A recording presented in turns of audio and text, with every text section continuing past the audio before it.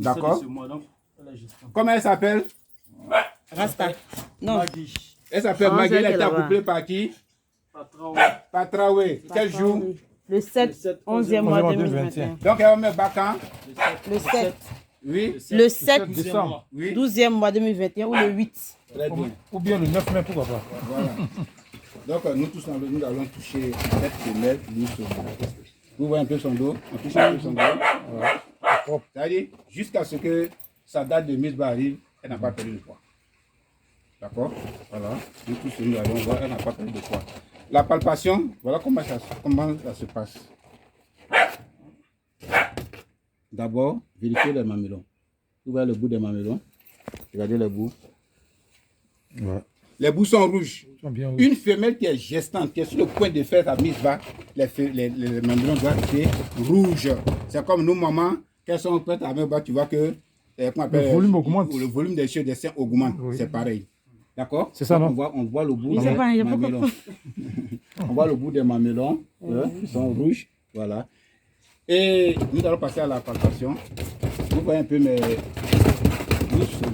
doucement. Elle est stressée. Voilà, comme ça. Vous voyez un peu.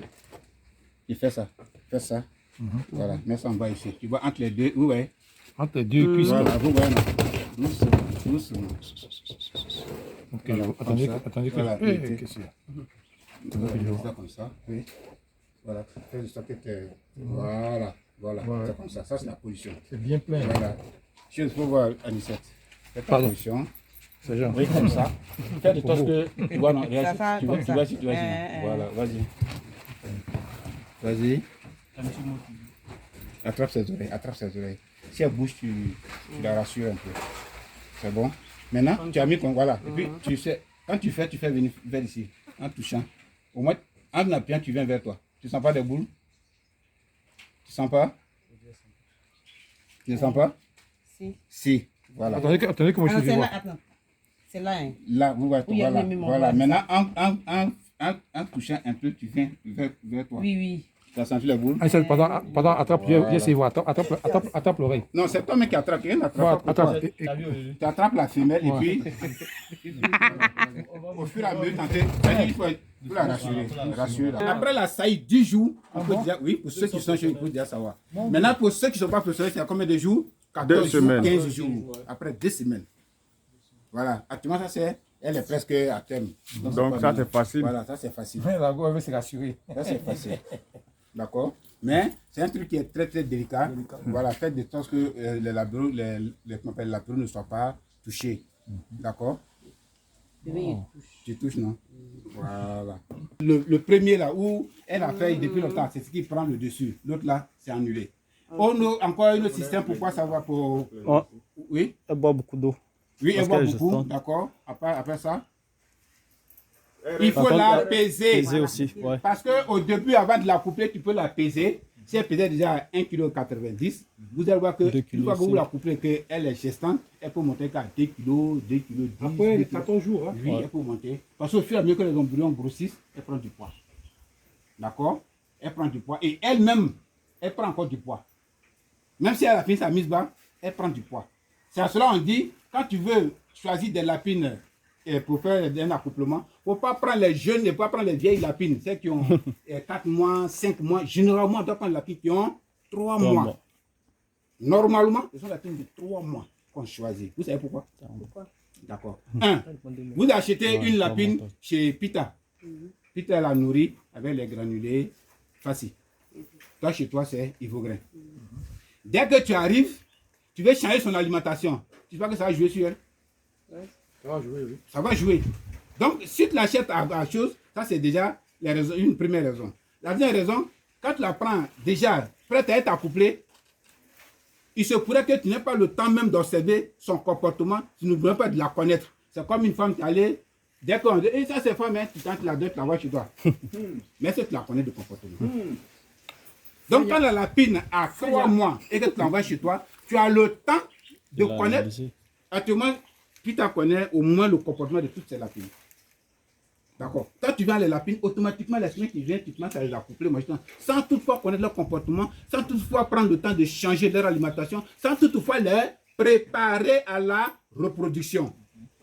Une lapine ou bien des reproducteurs se préparent. D'accord? C'est vrai qu'ils sont faits pour la reproduction, mais prends la peine de les connaître, prends la peine de les préparer à la reproduction. D'accord? C'est comme, monsieur, on te donne une voiture, tu viens, dès que tu viens, tu rentres, tu mets dans la voiture, boum, tu mets la clé, boum, boum. Mais attends, est-ce que tu as pris la peine d'observer la voiture, c'est-à-dire contrôler l'huile, contrôler, comment on appelle, l'eau, voir un peu les pneus, voir un peu certaines choses qui peuvent te rassurer que la voiture, parce que ce n'est pas ta voiture, c'est celle que tu conduis régulièrement, tu peux te rassurer que, ah, moi, quand il a pu de conduire, mais on dit, voilà une voiture, ah, tu vas, oui, voilà la clé, demain, tu peux aller où tu veux. Donc, au matin, bon, tu te réveilles net, allez, tu prends la voiture, tu mets clé contact, tout est parti. Non, contrôle l'huile, essaie de me poser aussi des questions. Est-ce qu'à à une grande distance, le moteur ne chauffe pas? Est-ce qu'il va donner des informations sur son véhicule? C'est pareil. Donc, tu prends la femelle à jeune âge, c'est-à-dire à 3 mois. Tu as au moins un mois. Comment? Tu as un mois pour l'observer. D'accord? Et tu verras que tu vas avoir des informations sur elle. Tu vas la préparer à la reproduction. Donc, voilà pour les raisons pour lesquelles il ne faut pas forcément commencer avec les femelles qui ont l'âge de 4 mois. D'accord? C'est bon, mais tu n'as pas le temps de les observer, tu n'as pas le temps de les préparer, tu n'as pas le temps. Toutes les femelles que vous avez là pour faire, c'est pas la plus qu'on a pris à 4 mois. 3 mois, 2 mois et demi. D'autres même s'en disent, mais ah, c'est la pédation. Mais aujourd'hui là, la soeur comme ça, c'est 3 kilos. Parce qu'au fil et à mesure qu'elles font les mises, elles prennent du poids. Donc imagine que tu l'as pris à un poids élevé, à un âge élevé. Ce qui veut dire que elle va d'abord, elle va prendre du poids, et quand elle sera sur poids, elle va plus se reproduire. Ça, c'est un. Si tu as pris toutes les femelles à 4 mois, elles vont vieillir en même temps. C'est dangereux. Ça, ce sont les inconvénients. L'avantage, c'est qu'elles sont arrivées, on la coupe. Nous, quand on voit, non, elles font des mises bas, non, bravo, elles font des mises bas. Mais en fait, il y a certaines choses que vous n'avez pas encore compris. Il faut connaître ta femelle, il faut connaître tes femelles en fait. D'accord? Et il faut suivre leur reproduction. Il faut les prendre à bas âge. Déjà à partir de 1,80 kg, 2 kg. Mais si on donne une lapine qui pèse déjà 1,50 kg, ne t'en fais pas. Ne t'en fais pas. Il faut l'observer et tu verras. D'accord? Une question sur ce que nous avons vu. Les maladies. Parlez-moi des différents maladies. Je voudrais, parce que oui? En début, les premières choses à faire Oui. avant d'aller sur l'apéro et autres là. Oui. Voilà, je n'avais pas bien suivi. Donc je voudrais qu'on revienne un peu sur les premières choses, les premiers gestes de la journée. Qui a suivi? Parce que moi, je Nous n'ai pas avons suivi dit, ça. donc vous pouvez l'expliquer. On a dit quand on rentrait dans la ferme, Oui. il fallait observer. La première chose, c'est d'observer Oui. ces lapins. On observe ces lapins pour voir s'ils bougent, s'ils ne bougent pas, s'ils dorment. Ceux qui ne bougent pas, on doit vérifier pour voir qu'est-ce qu'ils ont. Après, on va regarder les femelles qui sont gestantes. On va regarder les femelles qui sont gestantes. On va les palper pour voir. Celles qui doivent mettre bas, tout ça, on doit les vérifier. Et aussi, on a dit qu'on doit... Comment? Et la peau qui sont sous mer aussi. La peau qui sont sous mer aussi. Ouais. On doit les vérifier. Après, on doit regarder les déchets. On commence par les déchets. La première des choses, ce sont les déchets qu'on regarde. Okay. D'abord, quand les lapins voient d'abord leur pulpiteur ou bien l'éleveur rentrer, la première des choses qu'ils se disent, ils vont manger. Donc, ils sont en mouvement. Si tu vois un qui n'est pas en mouvement et qui est procès quelque part, c'est qu'il y a quelque chose qui ne va pas. Maintenant, quand tu regardes les déchets et que tu vois les déchets molles, c'est que déjà, il faut déjà préparer à donner un antibiotique à ceux qui sont dans cette cage-là parce que c'est pour qu'il fasse soit de la diarrhée pour des raisons de maladie. Puisque toutes les maladies commencent par la diarrhée. Ah oui. D'accord? C'est quand tu finis de cette étape-là que tu commences à vérifier les mères qui ont fait les mises bas. D'accord? Pour voir si elles ont du lait ou pas. D'accord? Est-ce que les mamillons ne sont pas blessés? Est-ce qu'il n'y a pas de, des mammites, etc., etc. D'accord? Donc voilà les différentes raisons pour lesquelles on doit palper la femelle. Et quand elle n'a pas de lait, qu'est-ce qu'on fait? On lui donne oxytocine. On lui injecte de l'oxytocine. Ou bien,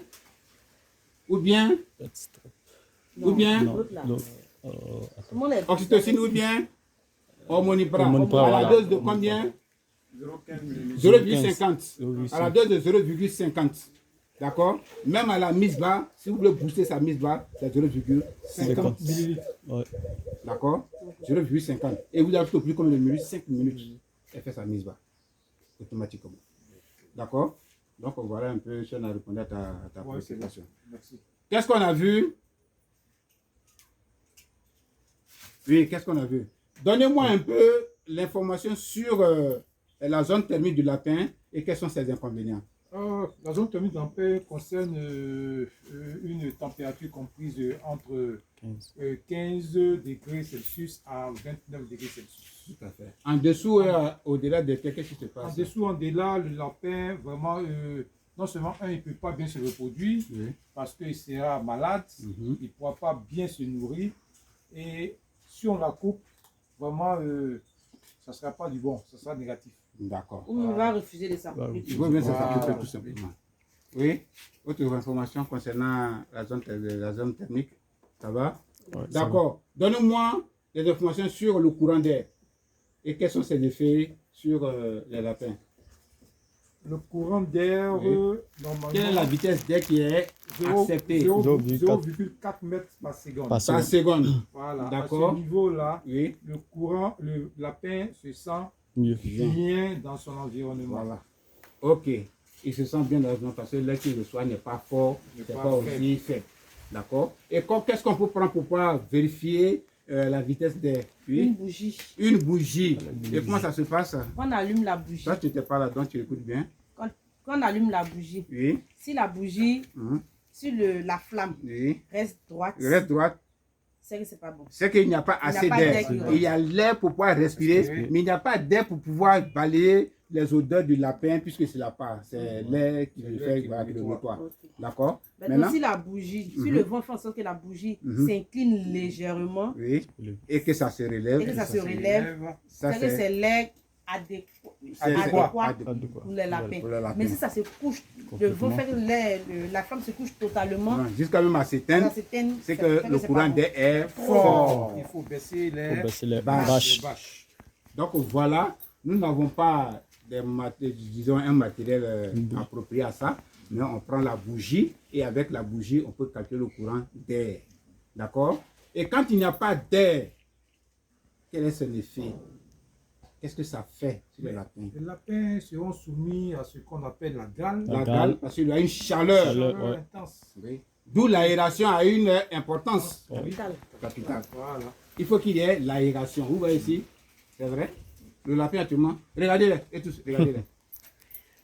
Ils sont comment? Ils sont couchés. Tranquille. Ça, c'est qu'à 17h, 18h. Si tu le vois se lever, c'est pour aller manger ou bien c'est pour aller boire, venir se recoucher. En ce moment-là, cette période-là, il ne faut pas les accoupler. Il faut attendre après 18h. Tu vas voir eux-mêmes, tu vas voir, ils seront agités. Mais vous voyez, ils sont couchés, tranquilles. Ça, c'est l'heure de repos. Tu commences de quelle heure à quelle heure? De De 9 9h heures. à 18h. Donc, il y a 9 heures de repos. Ils ont 9 heures pour pouvoir se reposer. D'accord? Quel rôle jouent ses oreilles? À part capter le son. Ces oreilles lui permettent de pouvoir balancer Le tout son. l'air sur son corps. Oui, autrement dit, Ça permet de normaliser sa température. oui, normaliser.